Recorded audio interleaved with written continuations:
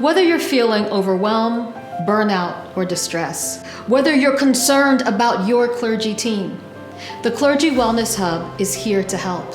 We offer a variety of support services. Reach out to us. We're here for you.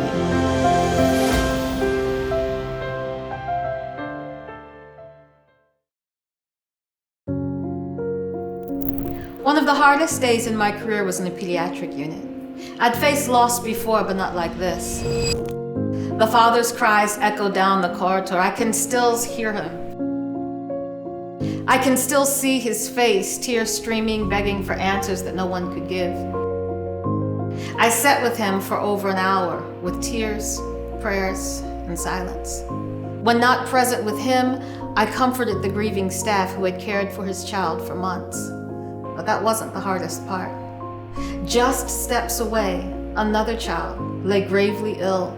Their family clung to hope for a miracle. I entered the space silently pouring my heart out to God, the same God who had just told me no. An hour later, with yet another death, I crawled back to my office. I called my kids, my mom, anything to escape the darkness. Then the pager buzzed. A code blue. Another crisis. Another call for empathy. This is chaplaincy.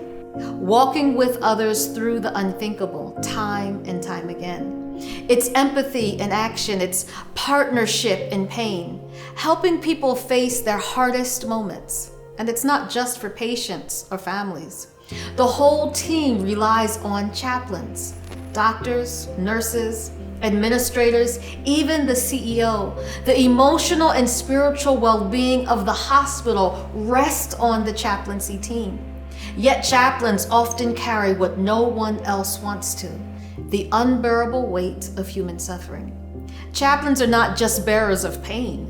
We are skilled professionals. Many of us hold degrees in theology and business, counseling, ethics, or study public speaking, communication, or program management. But too often, our talents and skills are underused and limited to crisis care.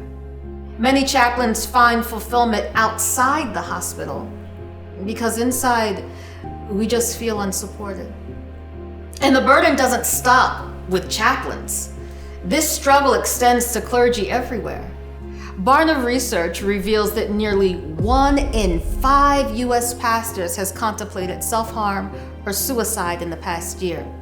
Think of 5 clergy persons you know. Picture their faces. One of them has considered suicide. Isolation, loneliness, guilt, the pressure of perfection, the culture of pain is purification. This is what clergy carry, and yet many organizations think 5 free therapy sessions through an employee assistance program or EAP is enough. It's not. Clergy need more. We've known this for a long time. The truth is, chaplains and clergy aren't just shepherds. We aren't just servants or caregivers. We're people. We need the same depth of care and understanding and investment we tirelessly give to others.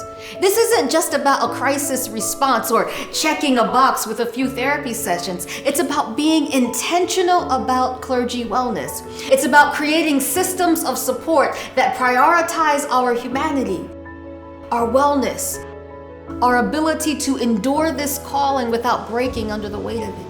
Because when our clergy are strengthened, we strengthen the full network of care they provide. We give them the resilience to show up, to stay present, to keep answering the pager when it buzzes, and to keep answering the phone when it rings. This is why intentional wellness isn't optional. It's essential. For the chaplains comforting grieving fathers, for the pastors carrying invisible scars, for every clergy person walking with others through the unthinkable. The time to change how we support them isn't someday. It's now.